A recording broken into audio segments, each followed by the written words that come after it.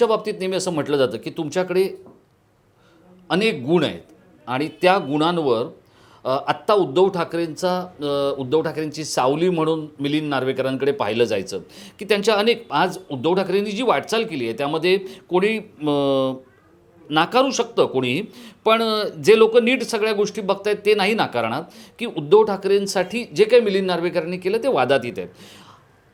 वरुण सरदेसाईंना आदित्य ठाकरेंचा मिलिंद नार्वेकर व्हायचं की मातोश्रीचा मिलिंद नार्वेकर व्हायचं? नाही मला वाटतं मी अगदी लहान असल्यापासून मी मिलिंदजींना बघतोय आणि त्यांची एक काम करायची वेगळी पद्धत आहे.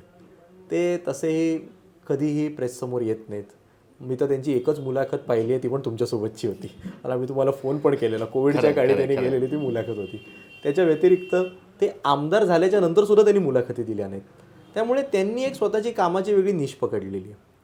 मी माझी कामाची वेगळी निश पकडली आहे. माझं काम हे, जर तुम्ही मगाशी ज्या लोकांचा उल्लेख केलात, मी अगदी नाही अकॅडमिक सुद्धा किंवा संघटनात्मक म्हणा की मलाच पार्टी लेवलला मी ते काम जास्त मी करत आलो आणि मला त्याच्यामध्ये इंटरेस्ट पण आहे. आणि जर माझं काही वेगळं असतं तर मी आज या विधानसभेची निवडणुकीसाठी उभा देखील राहिलो नसतो. त्यामुळे माझा एक करिअर पाथ माझ्या डोक्यामध्ये मी ठरवण्याचा प्रयत्न केलेला आहे आणि मिलिंदजींचा एक पूर्ण वेगळा रोल आहे. त्यामुळे असं अजिबात माझ्या हे नाही. आणि मातोश्रीचं सुद्धा असं काही म्हणत असेल असं नाही. मला असं वाटतं की युवक संघटनेतनं प्रत्येक पक्ष हे युवक संघटनेला संधी देत असतं. आज भाजपने त्यांच्या युवक संघटनेला संधी दिली आहे, मनसेने दिलेली आहे, काँग्रेसने दिली आहे, राष्ट्रवादीने दिली आहे. तशीच आमच्या युवासेनेतनं सुद्धा काही लोकांना माझ्या आधीसुद्धा संधी देण्यात आली, त्यानंतर आत्ता मला मिळालेली आहे.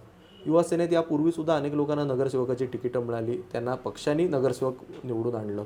अनेकांना वेगवेगळ्या समित्या दिल्या, राज्य सरकार असताना त्यांना महामंडळंसुद्धा मिळाली. तेव्हा लिडरशिप एस्टॅब्लिश व्हावी या कारणातून, त्यांचे चेहरे पुढे यावे या कारणातून सगळे पक्ष काम करतात. त्या माध्यमातून आज मला पक्षांनी ही संधी दिलेली आहे. आणि म्हणाल तसं की मला असं वाटतं की उद्या माझ्या मनामध्ये एक चित्र स्पष्ट आहे की मी आमदार झाल्यानंतर मला पक्ष वाढवायचा आहे, मला संघटना वाढवायची आणि मला उद्धव ठाकरे साहेबांना परत एकदा मुख्यमंत्री म्हणून पाहायचं आहे. मी तर वारंवार भाषणातसुद्धा सांगतो की माझं हे स्वप्न आहे की मी मुख्यमंत्री झाल्याच्या नंतर उद्धव ठाकरे साहेबांच्या नेतृत्वाखालच्या सरकारमध्ये मला सामील व्हायचं आहे. त्यामुळे माझा हा करिअर गोल सेट आहे.